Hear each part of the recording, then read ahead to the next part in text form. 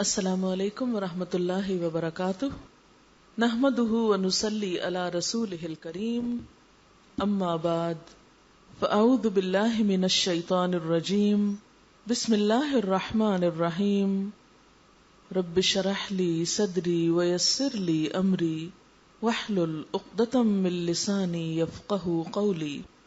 آج کا جو موضوع ہے وہ اولاد کی پرورش کے بارے میں ہے۔ اللہ تعالیٰ نے دنیا میں جتنی بھی چیزیں پیدا کی ہیں ان سب میں انسان بہترین مخلوق ہے۔ اللہ تعالیٰ قرآن پاک میں فرماتے ہیں وَلَقَدْ كَرَّمْنَا بَنِي آدَمَ، اور بنی آدم کو ہم نے عزت بخشی، تکریم بخشی۔ زمین پر جتنی بھی نعمتیں پائی جاتی ہیں وہ بھی بنی آدم ہی کے لیے پیدا کی گئی۔ اللہ تعالیٰ کا ارشاد ہے خَلَقَ لَكُم مَّا فِي الْأَرْضِ جَمِيعًا، زمین میں جو کچھ ہے وہ سارے کا سارا تمہارے لیے پیدا کیا گیا ہے۔ اللہ تعالیٰ نے انسان کو زمین پر اپنا خلیفہ بنا کر بھیجا، اپنا نائب بنا کر بھیجا۔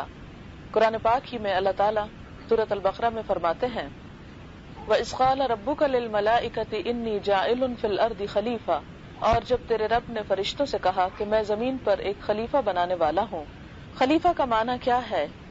خلیفہ وہ جو اصل حاکم اور اصل بادشاہ کی مرضی کے مطابق اس دنیا کا نظام چلائے۔ لہذا انسان کی تخلیق اور انسان کی سیرت و کردار اللہ تعالیٰ کے اس مقصد کو پورا کرنے کے لیے بہترین طریقے پر ہونا نہایت ضروری ہے۔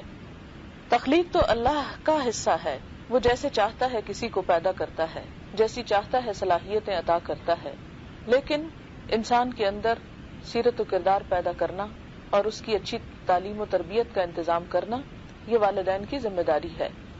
یہ ذمہ داری اولاد کے پیدا ہونے کے بعد نہیں بلکہ اولاد کی پیدائش سے پہلے ہی شروع ہو جاتی ہے۔ اسی لیے اولاد کی تربیت کا کام اس وقت نہیں ہوتا جب وہ بڑے ہو جاتے ہیں، وہ اس وقت شروع ہوتا ہے جب وہ ابھی دنیا میں نہیں آتے، جب صرف ان کے وجود کا احساس ہی ہوتا ہے۔ لیکن اس کا یہ مطلب نہیں کہ انسان اس کے بعد ایسا کر نہیں سکتا، یا جو بچے بلوغت کی عمر کو پہنچ چکے ہیں یا بڑے ہو چکے ہیں ان کی تربیت کے لیے کوشش نہیں کرنی چاہیے، نہیں، اس کے لیے بھی کوشش کرنی چاہیے۔ لیکن جو کام جتنا سویرے شروع کر دیا جائے، جتنا جلدی ہو، اتنا ہی اچھے طریقے سے اور بہترین ہونے کے زیادہ چانسز ہوتے ہیں۔ ہم دیکھتے ہیں کہ اولاد کی پیدائش سے پہلے بھی انبیاء علیہم السلام نیک اور اچھی اولاد کے لیے دعائیں کرتے ہیں۔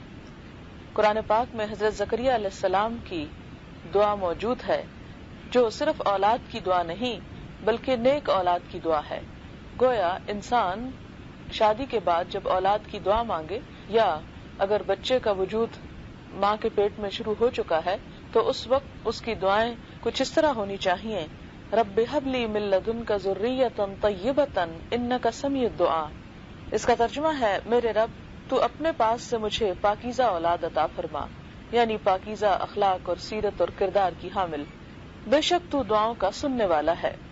اسی طرح اولاد کی پیدائش پر انسان کو دل تنگ نہیں ہونا چاہیے اور اس خوف اور اس فکر کا شکار نہیں ہونا چاہیے کہ وہ کہاں سے کھائیں گے اور ان کی تربیت کس طرح ہوگی۔ اولاد کو دنیا میں آنے سے روکنے کے لیے قتل کرنا، یعنی جس میں ابارشن وغیرہ شامل ہے، یہ بھی ایک طرح سے قتل میں ہی شمار ہوتا ہے، کیونکہ جب کسی جسم کے اندر جان پڑ جاتی ہے تو خواہ وہ جسم یا وجود چھوٹا ہو یا بڑا ہو، وہ قتل ہی میں شمار ہوتا ہے۔ قرآن پاک میں اللہ تعالیٰ فرماتے ہیں قد خسر الذین قتلوا اولادہم سفہا بغیر علم، وہ لوگ انتہائی گھاٹے میں ہیں جنہوں نے اپنی اولاد کو ناسمجھی میں اپنی حماقت سے موت کے گھاٹ اتار دیا، یعنی آؤٹ آف اگنورینس، جہالت کی وجہ سے، اور یہ سمجھ کر کہ شاید ان کے خالق یا ان کے رازق ہم ہیں، ان کے وجود ہی کو ٹھکانے لگا دیا، تو یہ انسان کے لیے سخت خسارے اور گناہ کی بات ہے۔ اسی طرح واضح طور پر سورۃ بنی اسرائیل میں فرمایا گیا وَلَا تَقْتُلُوا أَوْلَادَكُمْ خَشْيَةَ إِمْلَاقٍ نَحْنُ نَرْزُقُهُمْ وَإِيَّاكُمْ إِنَّ قَتْلَهُمْ كَانَ خِطْئًا كَبِيرًا، اور اپنی اولاد کو فقر و فاقہ کے خوف سے قتل نہ کرو، ہم ان کو بھی رزق دیں گے اور ہم ہی تمہیں بھی رزق دے رہے ہیں۔ حقیقت یہ ہے کہ اولاد کا قتل کرنا بہت بڑا گناہ ہے۔ تو اس موقع پر یہ بات سمجھ لینی چاہیے کہ اگر کسی چیز کا وجود ہی نہیں آیا تو وہ اور چیز ہے، لیکن اگر کوئی بچہ ماں کے پیٹ میں اس کی گروتھ شروع ہو جاتی ہے تو اس کے بعد اس کو ابورٹ کرنا اور ختم کرنا جو ہے وہ قتل ہی میں شمار ہوتا ہے۔ ایک بار ایک صحابی نے دریافت کیا، یا رسول اللہ صلی اللہ علیہ وسلم، سب سے بڑا گناہ کیا ہے؟ فرمایا شرک۔ پھر پوچھا گیا تو فرمایا والدین کی نافرمانی۔ پھر آپ سے پوچھا گیا تو آپ نے فرمایا کہ تم اپنی اولاد کو اس ڈر سے مار ڈالو کہ وہ تمہارے ساتھ کھانے میں شریک ہو جائے گی۔ ولادت سے پہلے پریگننسی کا جتنا عرصہ ہے اس میں بچہ جو ہے وہ ماں کے خون سے پلتا ہے، اور ماں کے جسم کی غذا ہی بچے کو بطور غذا ملتی ہے۔ تو صالح اولاد کی پرورش کے لیے ضروری ہے کہ ماں رزق حلال کھانے والی ہو، حرام سے بچنے والی ہو، نہ صرف یہ کہ کھانے کی حد تک بلکہ گفتگو میں بھی، اور اس کے ساتھ ساتھ دوسرے لوگوں کے ساتھ معاملات میں بھی، اور اس کے ساتھ یہ کہ اپنی توجہ اللہ کے ذکر اور اللہ تعالیٰ کی طرف لگائے رکھے، تو وہ خیالات اور وہ انسان کے اندر کے جذبات جو ہیں وہ بچے پر بھی اثر انداز ہوتے ہیں۔ آپ دیکھیں کہ جو خون ماں کے اندر دوڑتا ہے وہی خون اس بچے کے اندر دوڑ رہا ہوتا ہے، وہ اس کے جسم کا ایک حصہ ہوتا ہے، اس کے وجود کا ایک حصہ ہوتا ہے۔ اس لیے ماں کی غذا اور صحت کا خاص خیال رکھنا چاہیے، اور اس کے ساتھ نہ صرف یہ کہ جسمانی صحت بلکہ روحانی صحت کا بھی خیال رکھنا چاہیے تاکہ بچے کے دل اور دماغ پر بھی اچھے اثرات پڑیں۔ پھر جب ولادت کا مرحلہ آتا ہے تو اس موقع پر بھی جہاں پر جو بچہ پیدا ہو رہا ہو اس ولادت والی عورت کے پاس آیت الکرسی اور سورۃ الاعراف کی کچھ آیات جو ہیں ان کی تلاوت کی جانی چاہیے۔ اسی طرح سورۃ الفلق اور سورۃ الناس پڑھ کر بھی اس کو دم کیا جا سکتا ہے۔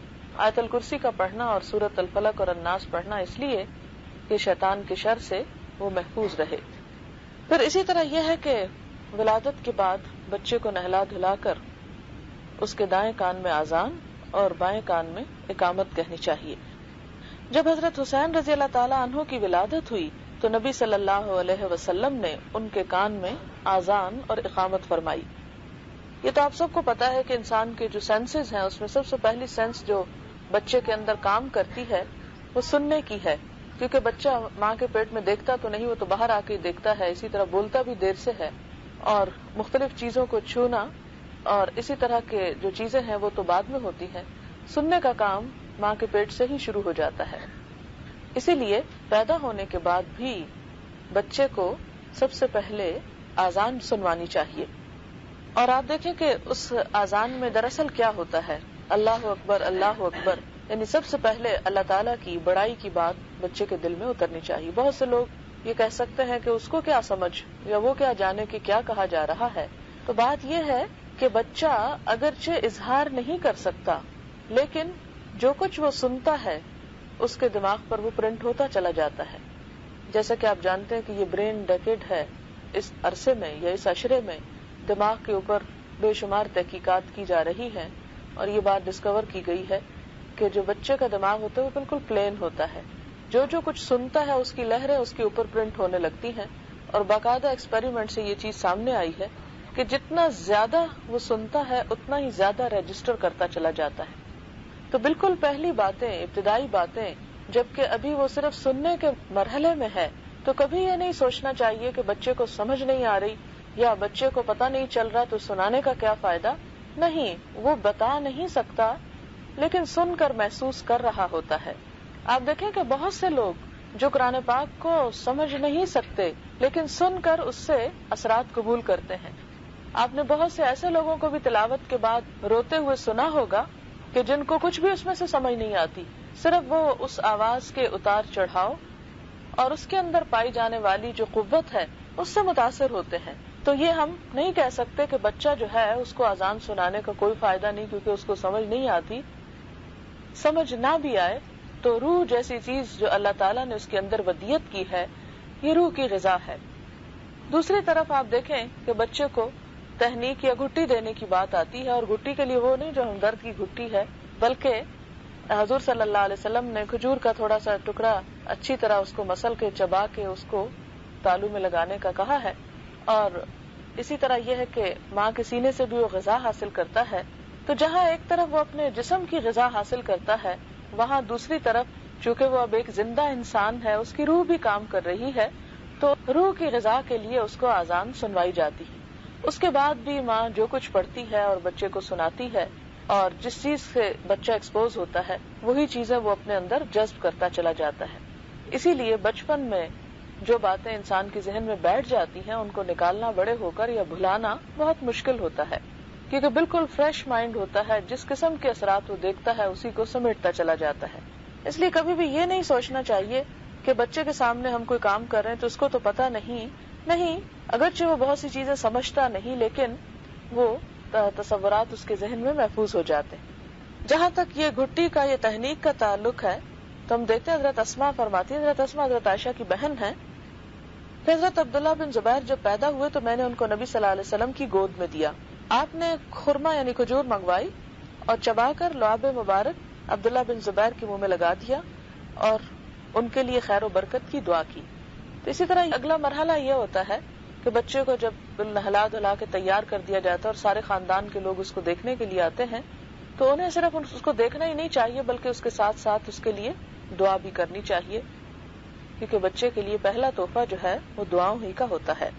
حضرت عائشہ کا بیان ہے کہ نبی صلی اللہ علیہ وسلم کے ہاں جب بچے لائے جاتے تھے آپ تہنیک فرماتے اور ان کے حق میں خیر و برکت کی دعا کرتے تھے. اب یہ ہے کہ تہنیک کے لیے بھی کسی اچھے انسان کا ہونا بہت مفید ہوتا ہے بچے کے لیے، کیونکہ اب یہ بات پروو ہو گئی ہے کہ ہر انسان کے جسم کے اندر سے کچھ ریز نکلتی ہیں، کچھ لہریں پھوٹتی ہیں. اور آپ نے دیکھا ہوگا کہ بعض اوقات آپ کسی کے پاس بیٹھتے ہیں اور آپ کے دل کے تاثرات اور حالات کچھ ہوتے ہیں، کچھ لوگوں کے پاس بیٹھ کر آپ کو سکون محسوس ہوتا ہے اور کچھ لوگوں کے پاس بیٹھ کر ریپلشن محسوس ہوتی ہے اور آپ ایک دم یعنی جیسے کسی چیز کو ریجیکٹ کر رہے ہوں. تو یہ ایک ایسے روحانی اثرات ہوتے ہیں. وہ ایک فارسی کا مصرع ہے جس کا معنی ہے صحبت صالح ترا صالح کنن، کہ نیک لوگوں کی صحبت تجھے نیک بنا دے گی. تو وہ صحبت میں ضروری نہیں ہوتا کہ ہر وقت کوئی درس دیتا رہے بیٹھ کے تو وہ صحبت ہے، بلکہ ایک دوسرے کے ساتھ رہنا اور ایک دوسرے کے ساتھ جو معاملات ہوتے ہیں اس سے بھی انسان بہت کچھ سیکھتا ہے. اور بچے کا چونکہ وجود بالکل نرم و نازک تر و تازہ اور کسی بھی اثرات کے بغیر ہوتا ہے، ایک نئی چیز دنیا میں آتی ہے، لہذا جس قسم کے اس کے اوپر ہاتھ لگتے ہیں یا جو اثرات اس کو یعنی اس کو جو ٹچ کرتا ہے یا جو اس کو تہنیک کرتا ہے یا اذان، تو وہ اس کی روح پر اپنے اثرات چھوڑتے ہیں. اسی لیے لوگ اپنے بچوں کو حضور صلی اللہ علیہ وسلم کے پاس لے جاتے اور ان سے تہنیک کرواتے تھے تاکہ ان کے اندر آپ صلی اللہ علیہ وسلم کے جو وجود مبارک کے نیک اثرات ہیں وہ ان بچوں کے اندر ٹرانسفر ہو سکے. امام احمد بن حنبل کے ہاں جب بچے کی ولادت ہوئی تو آپ نے اس کی تہنیک کے لیے مکہ کی کھجور منگوائی، خاص طور پر کھجور اسپیشل قسم کی، اور ایک نیک خاتون ام علی جو تھی ان سے تہنیک کے لیے درخواست کی. حالانکہ امام احمد بن حنبل کا اپنا مقام بھی کچھ کم نہیں تھا، لیکن کبھی بھی کسی شخص کا اپنے آپ کو نیک سمجھنا درست نہیں ہوتا اور کبھی بھی اپنے آپ کو قابل نہیں سمجھنا چاہیے، کیونکہ اللہ تعالیٰ کو یہ بات پسند نہیں ہے. ایک مومن کی صفت یہ ہوتی ہے کہ وہ اپنے گناہوں کو پہاڑ کی طرح دیکھتا ہے، اور یہ منافق کا کام ہوتا ہے کہ وہ اپنے گناہوں کو ایک مکھی کی طرح سمجھتا ہے کہ جو ناک سے لگ جائے. تو اللہ تعالیٰ نے بھی قرآن پاک میں فرمایا لا تزکوا انفسکم، اپنے آپ کو پاک مت کہو، پاک مت سمجھو، نیک مت سمجھو، بل اللہ یزکی من یشاء، تو اللہ ہی ہے جس کو چاہتا ہے نیک بنا دیتا ہے، پاک کر دیتا ہے. تو اس لیے انہوں نے ایک اور خاتون جن کی نیکی اور تقوی پر ان کو ناز تھا، ان کے ذریعے اپنے بچے کو وہ تہنیک کروائی. اگلا مرحلہ بچے کے نام کا آتا ہے. بچے کے لیے عمدہ نام تجویز کرنا چاہیے، کیونکہ نام کا بھی اثر ہوتا ہے. اور وہ اثر کیا کہ ایک لفظ کو انسان جب بار بار سنتا ہے تو جو اس کے معنی خاص طور پر ہوتے ہیں وہ انسان کے اوپر اس کے کانوں سے ٹکراتے ہیں اور اسی قسم کے خیالات اس کے اندر پیدا ہونے لگتے ہیں. ہمارے ہاں تو چونکہ کوئی سوچ سمجھ کے یا میننگ لیس بعض اوقات بالکل ہی نان سینس قسم کے نام رکھ لیے جاتے ہیں تو وہ سمجھ نہیں آتے، تو اس لیے شاید کوئی اثر بھی نہیں کرتے، لیکن بہرحال اچھا نام رکھنے کی تلقین کی گئی ہے. اور نبی صلی اللہ علیہ وسلم کا ارشاد بھی ہے، آپ نے فرمایا قیامت کے دن تمہیں تمہارے ناموں سے پکارا جائے گا، اس لیے اچھے نام رکھا کرو. یعنی وہ نام رکھو کہ جب اللہ تعالیٰ تمہارا نام لے کے پکارے تو تمہیں اس پر خوشی ہو. اس وجہ کہ بولنے میں بھی، ساؤنڈ میں بھی اس کا اچھا ہونا چاہیے اور معنی میں بھی، کیونکہ بعض اوقات معنی بہت عمدہ ہو سکتے ہیں لیکن پکارنے میں اتنی مشکل ہوتی ہے نام کو کہ لوگ پھر اصل نام تو ہمیشہ کے لیے بھلا دیتے ہیں، وہ صرف کتابوں میں رہ جاتا ہے اور کوئی اور پیٹ نیم اس طرح کا عام کر دیتے ہیں تو پڑھنے میں بھی اگر اچھا نام ہو تو کوئی بلانے میں حرج نہیں ہے. حضور صلی اللہ علیہ وسلم نے بھی بعض اوقات صحابہ کرام کے اس طرح کے نام رکھے. جیسے حضرت علی کا نام ابو تراب رکھا تو وہ کہتے ہیں کہ مجھے اس سے زیادہ کسی چیز سے خوشی نہیں ہوتی جتنی یہ کہ کوئی مجھے ابو تراب کہہ کے پکارے. بہرحال آپ صلی اللہ علیہ وسلم کا یہ بھی ارشاد ہے کہ خدا کو تمہارے ناموں میں سے عبداللہ اور عبد الرحمن سب سے زیادہ پسند ہے. آپ نے بخاری شریف میں یہ بھی فرمایا کہ میرے نام پر نام رکھو، میری کنیت پر مت رکھو. ابو القاسم نہیں بلکہ محمد نام رکھا جا سکتا ہے. ہمارے عموماً لوگ کہتے ہیں کہ محمد نام نہیں رکھنا چاہیے، بے ادبی ہوتی ہے. نہیں، آپ نے خود اس کی اجازت دی ہے. یہ ایک برکت والا نام ہے، اس لیے بے ادبی کی بات نہیں ہے اس میں. ہاں، اسے بگاڑنا، جیسے ہمارے ہاں لوگ ناموں کو برے طریقے سے پکارتے ہیں بعض اوقات جہالت کی وجہ سے، تو اس صورت میں نہیں رکھنا چاہیے. پھر اسی طرح یہ کہ اگر کسی نے لا علمی میں کوئی غلط نام رکھ دیا ہو یا ایسا بے معنی بے مقصد قسم کا، تو اس نام کو تبدیل کر لینا چاہیے. نبی صلی اللہ علیہ وسلم نے بعض حالات میں لوگوں کے نام تبدیل کیے. حضرت ام سلمہ جن کی شادی پہلے ہو چکی تھی اور 4 بچے بھی تھے، پھر آپ صلی اللہ علیہ وسلم نے حضرت ام سلمہ سے ان کے شوہر ابو سلمہ کے فوت ہونے پر نکاح کیا تو ان کی ایک بیٹی کا نام برہ تھا. تو آپ نے فرمایا کہ اپنے آپ کو نیک مت کہو، اللہ ہی جانتا ہے کہ نیک کون ہے، تم اس کا نام زینب رکھ دو. تو اس کے بعد ان کا نام زینب ہو گیا. اسی طرح حضرت عمر کی ایک بیٹی کا نام آسیہ تھا، عین الف صاد یہ، تو آپ نے اس کا نام بدل کر جمیلہ رکھ دیا. یعنی آسیہ گناہگار کے معنوں میں، یا اس قسم کے نام نہیں رکھنے چاہیے کہ جس سے کوئی برا معنی نکلتا ہو. پھر اسی طرح یہ ہے کہ نام رکھنے کے بعد اگلا مرحلہ جو ہے وہ بچے کے عقیقے کا ہے. عقیقہ جو ہے یہ بچے کا حق ہے، اور ایک طرح سے اللہ تعالیٰ نے جو اولاد جیسی نعمت والدین کو دی ہوتی ہے اس کے لیے ایک شکرانہ بھی ہوتا ہے. اور لڑکے کی طرف سے 2 بکرے اور لڑکی کی طرف سے 1 بکرا، لیکن لڑکے کی طرف سے بھی 2 ضروری نہیں ہے. پھر حیثیت پر ہے، کوئی فرض نہیں ہے بلکہ مسنون چیز ہے، اور 1 بکرا بھی کر سکتے ہیں. اور بچے کے اگر کوئی چھوٹے ہوتے وقت کسی کا عقیقہ نہ کیا ہو تو بڑے ہو کر بھی کیا جا سکتا ہے، کیونکہ ایک مسنون فعل ہے جس کا اہتمام کیا جانا چاہیے.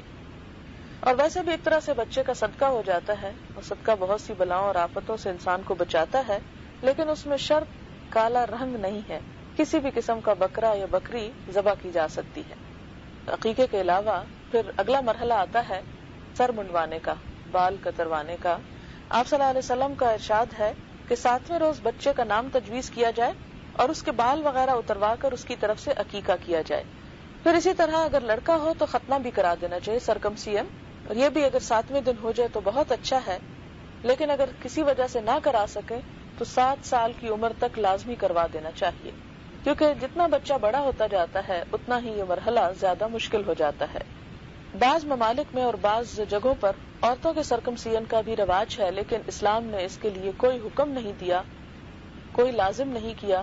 یہ کچھ قبائل میں رواج ہوتا تھا، یا بعض لوگوں کو اس کی یعنی عورتوں کو ضرورت ہوتی تھی جسمانی طور پر بھی، تو وہ ان کا ایک لوکل رواج ہے جس پر اسلام نے منع نہیں کیا، لیکن یہ کوئی مسنون فعل نہیں ہے، اس کا کوئی حکم نہیں دیا گیا. پھر اسی طرح یہ ہے کہ اس کے آگے جب بچہ بڑا ہوتا چلا جائے اور جب اس کے بولنے کا مرحلہ ہے، کیونکہ آپ نے دیکھا ہوگا 3 ماہ کا بچہ بھی کرنا شروع کر دیتا ہے، رسپانس دیتا ہے، تو اس موقع پر اس کو سب سے پہلی چیز لا الہ الا اللہ سکھانی چاہیے.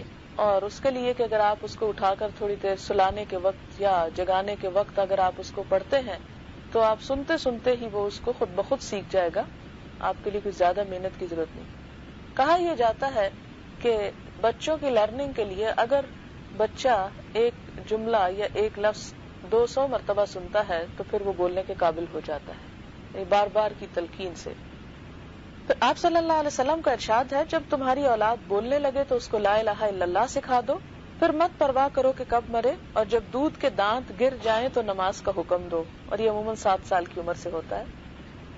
اور ایک اور حدیث میں یہ بھی ہے کہ حضور صلی اللہ علیہ وسلم کے خاندان کے جب کسی بچے کی زبان کھل جاتی تھی تو آپ اس کو سورۃ الفرقان کی 2 آیت سکھاتے جس میں توحید کی تعلیم دی گئی ہے. وہ آیت ہے الذی لہ ملک السماوات والارض ولم يتخذ ولدا ولم يكن له شریک فی الملک وخلق کل شیء فقدرہ تقدیرا. ترجمہ ہے وہ خدا جو آسمانوں اور زمین کی بادشاہی کا مالک ہے، جس نے کسی کو بیٹا نہیں بنایا، جس کے ساتھ بادشاہی میں کوئی شریک نہیں، جس نے ہر چیز کی تخلیق کی پھر اس کی موضوع تقدیر مقرر فرمائی۔ اس کے ساتھ ہی یہ بات بھی یاد رکھنی چاہیے کہ ماں کے اوپر لازم ہے کہ بچے کو اپنا دودھ پلائے، اور یہ بات ایک بہت بڑی حقیقت ہے کہ ماں جب بچے کو دودھ پلاتی ہے تو صرف اس کو ایک جسمانی غذا نہیں دیتی بلکہ اس کی روحانی تسکین بھی کر رہی ہوتی ہے۔ اور عموماً یہ دیکھا گیا کہ جو بچے ماں کا دودھ پیتے ہیں ان کے اندر ماں کے لیے محبت اور اٹریکشن بھی زیادہ ہوتی ہے بنسبت ان بچوں کے جو صرف گائے کے دودھ یا ڈبے کے دودھ پہ پلتے ہیں۔ پھر اسی طرح آپ دیکھیں کہ ماں اس محبت میں جب وہ دیتی ہے تو صرف اپنی محبت نہ دے بلکہ اللہ اور اس کے رسول کی محبت بھی بچے کے دل میں ڈالے۔ مثال کے طور پر چھوٹا بچہ ہے، آپ اس کو اپنی بریسٹ فیڈ کرنے لگے ہیں تو شروع کرانے سے پہلے آپ خود بسم اللہ پڑھ لیں، ذرا سے اتنی آواز میں کہ بچہ سن لے، تو آپ دیکھیں گے کہ جب بچہ خود کھانے کے قابل ہوگا اپنے چمچ سے تو آپ کو کہنا نہیں پڑے گا کہ بچے بسم اللہ پڑھو، وہ سن کر عادی ہو چکا ہوگا۔ اسی طرح جب وہ کھا چکے، دودھ پی چکے، تو پھر چھڑاتے وقت الحمدللہ ساتھ ہی کہہ دیں، تو آپ دیکھیں گے کہ بچے خود بخود ان کے اندر ایک عادت جو ہے وہ بھر جائے گی اور جذب ہو جائے گی، ریکارڈ ہو جائے گی۔ پھر اسی طرح یہ ہے کہ چھوٹی ہی عمر میں جب آپ اس سے بات کرتے ہیں، دیکھو یہ تمہاری بہن ہے، یہ بھائی ہے، یہ فلانا ہے، یہ خالہ ہے، یہ پھپھی ہے، اسی وقت سے آپ اللہ اور رسول کا تعارف بھی کرانا شروع کر دیں اور اللہ تعالیٰ کی باتیں اس سے کریں۔ آپ دیکھیں گے کہ وہ سمجھتے ہیں، اور اس کے لیے کوئی بڑے بڑے فلسفوں کی ضرورت نہیں ہے۔ جب بھی کسی بات پر بچہ خوش ہو تو ساتھ ہی کہیں کہ اللہ تیرا شکر ہے تو نے یہ چیز میرے بچے کو دی، اور اس سے بچے کو خود بخود ایک ایسوسیشن ہو جائے گی کہ ہر اچھی چیز جو ہے وہ اللہ تعالیٰ کی طرف سے آتی ہے، اور اس طرح بچے کا خود بخود تعلق جو ہے وہ اللہ تعالیٰ سے استوار ہوتا چلا جائے گا۔ عموماً ہمارے ہاں بچوں کو جب اللہ تعالیٰ کا تعارف کرایا جاتا ہے تو بڑے ہی خوفناک انداز سے اللہ تعالیٰ ماریں گے اور جہنم میں پھینکیں گے، اور کیونکہ بچوں کا کام عموماً شرارتیں کرنا ہوتا ہے، تو جب وہ شرارتیں کرتے ہیں تو ہم عموماً باپ کی دھمکی دیتے رہتے ہیں، ابھی تمہارے ابا آئیں گے تو یہ بتائیں گے ان کو، وہ ایسا خوف زدہ ان کو کرتے ہیں کہ ان کے اندر کانفیڈنس نہیں رہتا۔ آپ ماں ہیں اور آپ کا بھی حق ہے، بجائے اس کے کہ ان کو ابا سے ڈراتے رہیں، آپ اپنا بھی ہاتھ سخت رکھیں کہ آپ کے سامنے وہ جرأت نہ کریں غلط کام کرنے کی، لیکن چونکہ بچے ہیں اس لیے ان کو اچھائی برائی کی ابھی اتنی تمیز نہیں۔ ہم بچوں کو سمجھانے سے پہلے اگر اپنے آپ کو تھوڑا سا دیکھ لیں کہ اتنا کچھ پڑھ لیا، اتنا کچھ جان لیا، پھر بھی کتنی باتیں ہیں جو ابھی نہیں ہم مانتے اللہ تعالیٰ کی، تو کیا ہوا اگر بچے نے ہماری کوئی بات نہ مانی؟ تو بہت زیادہ برہم ہونے سے اور غصہ کرنے سے ہمیشہ سوچ کیجیے کہ اللہ تعالیٰ ہم سے 70 ماؤں سے بڑھ کے پیار کرتا ہے، تو ہم بھی ایک ماں ہیں، تو اپنے بچے کے ساتھ محبت اور شفقت کا معاملہ ہی کریں تو بہتر ہے۔ یہ الگ بات ہے کہ وقتاً فوقتاً سختی کی بھی ضرورت پیش آتی ہے اور اس کی اجازت بھی دی گئی ہے، لیکن چہرے پہ مارنے کی اجازت نہیں، کوئی ایسی چیز مارنے کی اجازت نہیں جس سے بچے کو نشان پڑ جائے یا وہ اپنے آپ کو بالکل ہی آئسولیٹڈ یا انسیکیور فیل کرنے لگے۔ نہیں، سختی کی ضرورت ہوتی ہے بعض اوقات، لیکن ایسی سختی نہیں کہ جس سے اسے اذیت دینا مقصود ہو، سختی وہ جس سے اس کی تربیت مقصود ہو۔ اسی طرح بچوں کو جن بھوت سے ڈرانے سے بھی پرہیز کرنا چاہیے۔ ہمارے ہاں بچوں کی کمزوری کا فائدہ اٹھاتے ہوئے لوگ ان کو جنوں سے ڈرا کے انجوائے کرتے، تو اس طرح کے یا چڑیلوں پریوں سے یا اس قسم کی باتیں، کیونکہ وہ بےچارے جلدی خوف زدہ ہوتے ہیں تو وہ معصوم چہرے خوف زدہ جب نظر آتے ہیں تو اس کو بھی دیکھ کے انجوائے کرتے ہیں، تو یہ چیز ان کے لیے زہر قاتل ہے، بچوں کو ڈرانا نہیں چاہیے۔ اسی طرح جب بچے کچھ پڑھنے کے قابل ہو جائیں تو ان کو خوفناک قسم کی کہانیاں اور اس قسم کی جاسوسی کہانیاں بھی بالکل بچپن میں پڑھنے کو نہیں دینی چاہیے، کیونکہ ذہن پھر اسی طرح سازشی اور اسی پیٹرن پر سوچنے والا بن جاتا ہے۔ پھر اسی طرح یہ ہے کہ اپنے تربیت میں نرمی اور محبت کا عنصر غالب رکھیں بنسبت سختی کے۔ ایک مرتبہ حضرت معاویہ نے احنف بن قیس سے پوچھا، کہیے کہ اولاد کے سلسلے میں کیا سلوک ہونا چاہیے؟ احنف بن قیس نے کہا، امیر المومنین، اولاد ہمارے دلوں کا پھل ہے، کمر کی ٹیک ہے، ہماری حیثیت ان کے لیے زمین کی طرح ہے جو نہایت نرم اور بے ضرر ہے، ہمارا وجود ان کے لیے سایہ فگن آسمان کی طرح ہے، اور ہم انہی کے ذریعے بڑے بڑے کام انجام دینے کی ہمت کرتے ہیں، بس اگر وہ آپ سے کچھ مطالبہ کریں تو ان کو خوب دیجیے، اگر کبھی گرفتہ دل ہوں تو ان کے دلوں کا غم دور کیجیے، نتیجے میں وہ آپ سے محبت کریں گے اور آپ کی ان کوششوں کو پسند کریں گے، اور کبھی ان پر ناقابل برداشت بوجھ نہ بنیے کہ وہ آپ کی زندگی سے اکتا جائیں اور آپ کی موت کے خواہاں ہوں اور آپ کے قریب آنے سے نفرت کریں۔ حضرت معاویہ یہ حکیمانہ باتیں سن کر بہت متاثر ہوئے اور فرمایا، احنف خدا کی قسم جس وقت آپ میرے پاس آ کر بیٹھے میں یزید کے خلاف غصے میں بھرا بیٹھا تھا. پھر حضرت احنف تشریف لے گئے تو حضرت معاویہ کا غصہ ٹھنڈا ہو گیا اور یزید سے راضی ہو گئے. پھر ہم دیکھتے ہیں کہ چھوٹے بچوں کو جسمانی طور پر بھی پیار کرنا چاہیے. اس میں انہیں گود میں اٹھانا چاہیے, ان کے سر پہ ہاتھ پھیرنا چاہیے, ان کو ہاتھوں کو چومنا چاہیے, تاکہ زیادہ سے زیادہ محبت سے وہ زیادہ سیکیور فیل کرتے ہیں. اس میں ہم دیکھتے ہیں کہ آپ صلی اللہ علیہ وسلم کے پاس ایک دفعہ اقرا بن حابس آئے. اس وقت حضور حضرت حسن کو چوم رہے تھے. اقرا کو دیکھ کر بڑا تعجب ہوا اور بولے, یا رسول اللہ, آپ بچوں کو پیار بھی کرتے ہیں, یعنی اتنے باروب شخصیت ہے اور بچوں کے ساتھ پیار کر رہے ہیں. میرے تو 10 بچے ہیں لیکن میں نے کبھی کسی کو بھی پیار نہیں کیا. تو آپ نے فرمایا, اگر خدا نے تمہارے دل سے رحمت اور شفقت نکال دی ہے تو میں کیا کر سکتا ہوں. یعنی اگر کسی شخص کے دل میں بچوں کی محبت نہیں اور ان کے ساتھ اس کا وہ اظہار نہیں کرتا تو یہ دل کی سختی کی علامت ہے. فاروق اعظم کے دور میں حضرت عامر کسی اہم عہدے پر تھے. ایک بار حضرت عمر سے ملنے کے لیے ان کے گھر پہنچے. کیا دیکھا کہ حضرت عمر لیٹے ہوئے اور بچے سینے پر چڑھ کر کھیل رہے ہیں, جیسے عموماً بچوں کا لاڈ پیار ہوتا ہے.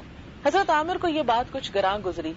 امیر المومنین نے پیشانی کے اتار چڑھاؤ سے ان کی ناگواری کو بھانپ لیا اور حضرت عامر سے بولے, کہیے آپ کا اپنے بچوں کے ساتھ کیسا برتاؤ رہتا ہے. عامر کو موقع مل گیا, بولے, امیر المومنین, جب میں گھر میں داخل ہوتا ہوں تو گھر والوں پہ سکتہ طاری ہو جاتا ہے, سب اپنی اپنی جگہ دم ساد کر چپ ہو جاتے ہیں. حضرت عمر نے بڑے سوز کے ساتھ کہا, عامر, آپ امت محمد کے فرزند ہوتے ہوئے یہ نہیں جانتے کہ مسلمان کو اپنے گھر والوں کے ساتھ کس طرح نرمی اور محبت کا سلوک کرنا چاہیے. یعنی عموماً ہم سمجھتے ہیں کہ بچوں کے ساتھ اگر نرمی کی یا گھر میں بیوی وغیرہ کے ساتھ تو سر چڑھ جائیں گے. یہ بڑی غلط فہمی ہوتی ہے. عموماً بہت سی چیزیں سختی کی بجائے نرمی سے زیادہ اچھے طریقے اور آسانی سے منوائی جا سکتی ہیں. پھر اسی طرح یہ ہے کہ اولاد کی جو دینی تعلیم ہے اس کا بھی اہتمام کرنا چاہیے. دنیاوی کی اس لیے بات نہیں کرتی کہ اس میں ہم میں سے ہر ایک دوسرے سے بڑھ کر زیادہ کنسرنڈ اور ورڈ ہے اور مہنگے سے مہنگے اسکول میں داخل کروانے کے لیے پریشان حال ہے اور اس کے لیے ہر طرح کی کوشش اور تکلیف, صبح بھی اور شام بھی. بہت سے لوگ نماز کے لیے نہیں اٹھتے لیکن بچوں کو اسکول بھیجنے کے لیے ضرور اٹھ جاتے ہیں اور پھر سو جاتے ہیں. اسی طرح شام کو بچوں کو پڑھانا سکھانا, اس کے لیے بھی وہ ان کو پورا ٹائم دیتے ہیں. لیکن دینی تعلیم اور تربیت کہ اللہ کی کتاب کی تعلیم یا اور اس طرح کی چیزیں, وہ بھی والدین ہی کا فرض بنتا ہے کہ اپنی اولاد کو ورثے میں دیں.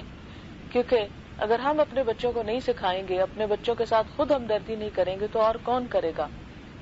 قرآن پاک میں اللہ تعالیٰ کا ارشاد ہے, یا ایھا الذین آمنوا قوا انفسکم واہلیکم نارا, اے لوگو جو ایمان لائے ہو اپنے آپ کو اور اپنے گھر والوں کو آگ سے بچاؤ.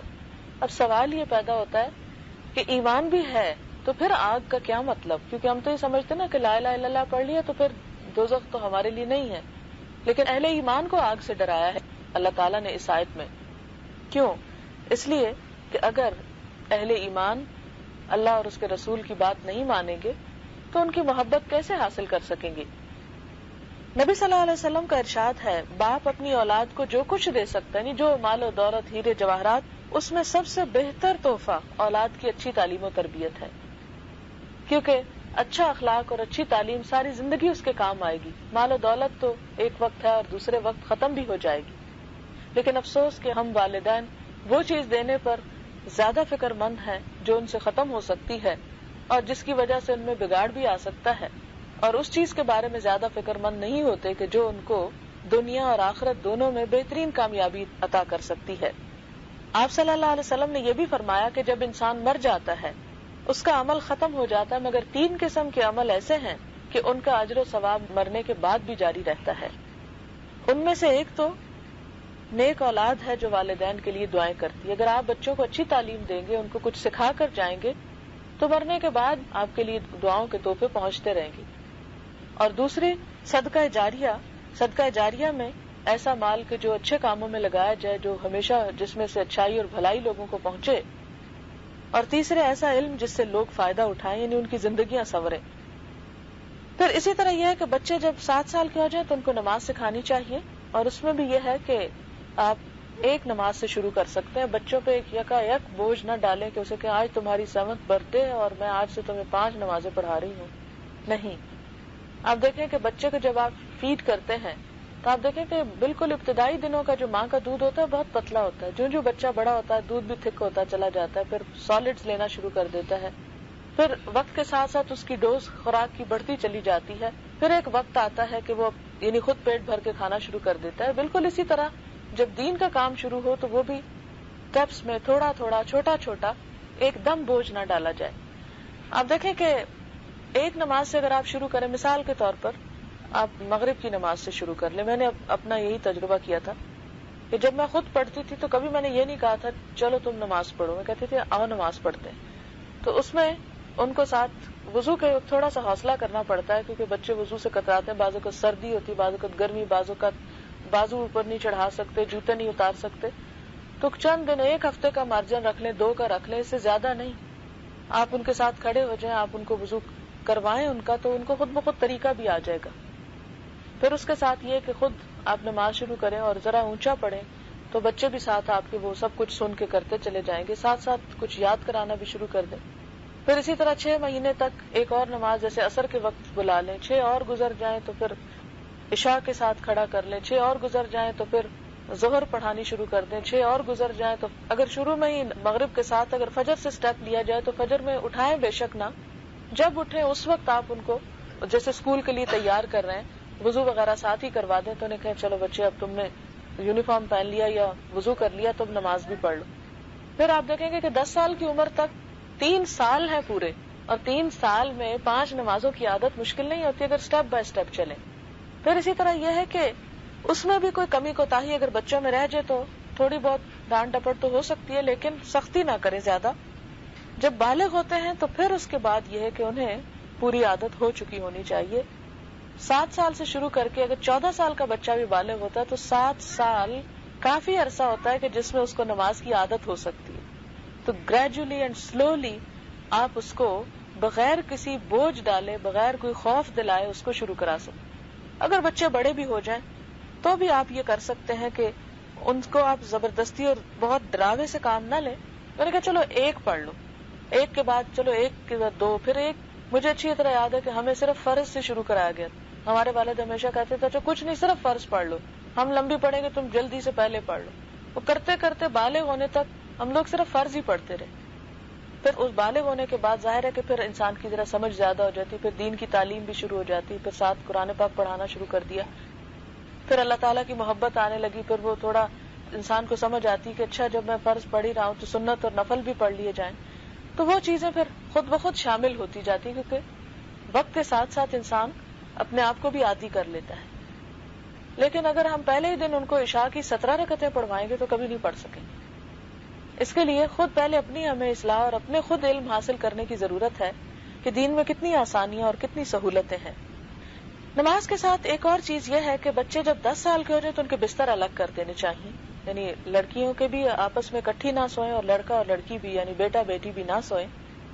نبی صلی اللہ علیہ وسلم کا ارشاد ہے اپنی اولاد کو نماز کی تلقین کرو جب وہ 7 سال کے ہو جائیں, اور نماز کے لیے ان کو سزا دو جب وہ 10 سال کے ہو جائیں, اور اس عمر کے پہنچنے کے بعد ان کے بستر الگ کر دو, کیونکہ اس کے بعد انسان کے اندر سیکس آرگنز کی ڈیولپمنٹ شروع ہو جاتی ہے, اور اس ڈیولپمنٹ میں پھر کچھ ایسی چیزیں سامنے آ سکتی ہیں کہ جو نقصان دہ بھی ہوں, اس لیے پھر الگ کر دیا گیا. اور ویسے بھی سوتے ہوئے انسان کو نہیں پتا چلتا کہ وہ کیا کر رہا ہے, اس لیے اخلاقی تربیت بھی ضروری ہے. پھر اسی طرح یہ ہے کہ بچوں کو بچپن سے ہی صاف ستھرا رکھنا چاہیے. جب آپ اس کو واش کرتے ہیں بچپن میں تو اپنے ہاتھ دھوئیں گے تو آپ دیکھیں گے کہ بچے آپ کو بتائیں گے یا خود بھی اس چیز کا خیال کریں گے, اور بچپن میں جو عادتیں پڑ جائیں زندگی کا ایک حصہ ہو جاتی ہیں اور اس میں پھر مشکل بھی پیش نہیں آتی. اسی طرح ایک اور چیز یہ کہ دوسروں کے سامنے بچوں کے عیب نہ بیان کریں. ہمارے یہاں خواتین عموماً بڑے ظلم و زیادتی کرتی ہیں. ادھر سے سہیلی ملنے کے لیے آ گئی, یہ فون اٹھایا تو آج وہ اس نے یہ بوتل توڑ دی, وہ فلانے نے یہ خرابی کی, وہ یعنی بچوں کی شکایتوں کے انبار لگا دیتی. اس طرح بچے کی بھی عزت نفس ہوتی ہے, وہ مجروح ہوتی ہے, اسے دوسروں کے سامنے برے انداز میں ڈسکس نہیں کرنا چاہیے. اس طرح بچے ڈھیٹ ہو جاتے ہیں, ان کو پتا جب ہم ہیں ہی برے اور ہمیں برا ہی کہنا ہے تو کبھی بھی ٹھیک نہیں ہوگی. لہٰذا ان کی تعریف سے کام لیں, ان سے محبت سے کام لیں, اور پھر آپ انہیں بتاتے چلے جائیں اور حوصلہ رکھیں. اور دیکھیں کہ جب بھی آپ کوئی بیج لگاتے ہیں تو ایک دن میں پھل نہیں آ سکتا, بھول جائیں اس چیز کو. جو یہ چاہتا ہے کہ آج میں نے کیاریوں میں ڈالا تھا کچھ اور سویرے تو اس کا کچھ نہ کچھ نکلا ہی ہونا چاہیے، تو دھنیے جیسی چھوٹی سی بوٹی بھی آپ دیکھیں ایک دن میں نہیں اگتی، اس کے لیے بھی 2-4 دن، ہفتہ 10 دن لگ ہی جاتے ہیں اس کو شکل نکالنے میں۔ اسی طرح جب آپ کوئی بھی خیر کا اور بھلائی کا، بچوں کو کوئی عادت سکھانے کا کام شروع کرتے ہیں تو مایوس ہو گئے نہ بیٹھ جائیں، میں نے کل بھی اس کو کہا تھا دائیں ہاتھ سکھاؤ اور آج پھر اس کو بھول گیا، اب میں نے اسے نہیں کہنا۔ نہیں، آپ اسے کہنے کی بجائے بھی کر سکتے ہیں کہ آپ خود چمچ اس کے دائیں ہاتھ میں کر دیں۔ اسی طرح چھوٹی چھوٹی اور چیزیں۔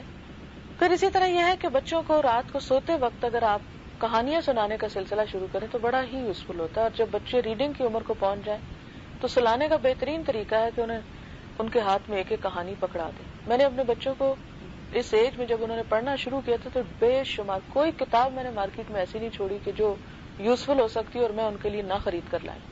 ان کو ہر روز صرف اتنی عادت تھی کہ ڈھیروں کتابیں رکھی ہوئی تھی، میں نے ان کو ایک طرف سے شروع کیا کہ آج ایک یہ پڑھ لو، صبح وہ بستروں پہ پڑی ہوتی تھی، پھر اٹھا کے ایک طرف کرتے جاؤ جو پڑھ لی، اور اس طرح غیر محسوس تھا۔ اب دیکھیں سال میں 365 دن ہوتے ہیں، 365 راتیں تو انہوں نے سونا ہی ہے، اگر اس میں سے 60 چھٹیاں بھی کر لیں تو 300 دن اگر آپ ان کو صرف پڑھنے کے لیے کچھ دے دیں 300 کہانیاں پڑھا سکتے، 300 پیجز پڑھا سکتے ہیں آپ۔ یہ ایکسٹرا ریڈنگ ویسے بھی ان کی ذہنی وسعت کے لیے بہت اچھی ہوتی ہے، اور اخلاقی تربیت کے لیے بھی کہ رات کو اگر اچھی بات پڑھ کے سوئیں گے تو ریلیکس ہوں گے اور ان کی شخصیت معتدل ہوگی، اس کے اندر ایک سکون اور طمانینت ہوگی۔ پھر اسی طرح یہ ہے کہ بچوں کے ہاتھ سے بھی صدقہ خیرات کروانا چاہیے۔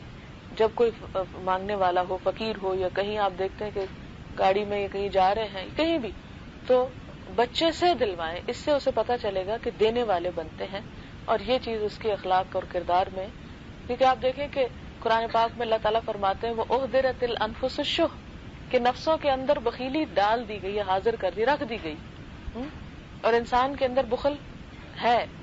اور یہی وجہ کہ آپ دیکھیں کہ بچوں کو ہمیشہ یہ میری چیز، اپنی چیزیں چھپاتے رہتے، اپنے کھلونے کسی کو ہاتھ نہیں لگانے دیتے، اپنی کوئی چیز کسی کو دینے نہیں دیتے۔ بعض اگر جب کپڑے چھوٹے ہو جاتے ہیں اگر آپ کسی کو دے دیں تو اس پہ شور ہنگامہ کر دیں گے کہ ہم نے اپنے کپڑا نہیں دینا کسی کو۔ اپنے دوستوں سے کھیل رہے ہوں گے، اگر دوست نے اٹھا کے کوئی ٹافی چاکلیٹ لے لی تو اس پہ ہنگامہ کر دیں گے۔ تو یہ آپ نے تو نہیں ان کو سکھایا کہ یہ بخل کرو، لیکن وہ قدرتی طور پر اندر ہے نا، کیونکہ فَأَلْهَمَهَا فُجُورَهَا وَتَقْوَاهَا، انسان کے اندر خیر بھی اور شر بھی، تو انسان کے جو فطری شر ہے اس کے اندر، اس کا یہ ایک اظہار ہوتا ہے۔ تو جب آپ ان کے ذریعے دلوائیں گے تو پھر آپ دیکھیں کہ ان کے اندر آہستہ آہستہ ہاتھ کھلے گا اور دینے کی عادت پڑے گی، اور بڑے ہو کر دینا ان کو مشکل نہیں لگے گا۔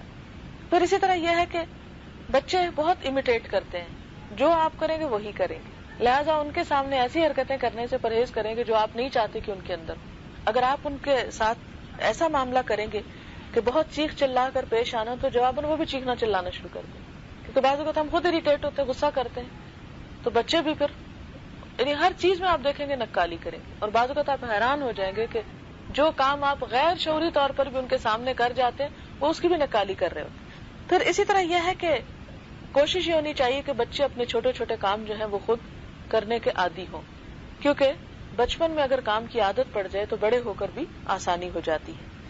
اسی طرح بچے اگر باہم لڑ پڑے تو بے جا کسی کی حمایت نہ کرے۔ ہمارے ہاں کوئی ایک بچہ بڑا لاڈلا فیوریٹ ہوتا ہے، دادی نانی اس کو گھر وہ گود میں لیے رکھتی ہیں، اور اس سے بڑا بگاڑ ہوتا ہے کہ دوسرے بچے جو ہیں وہ ایک حریف بن جاتے ہیں۔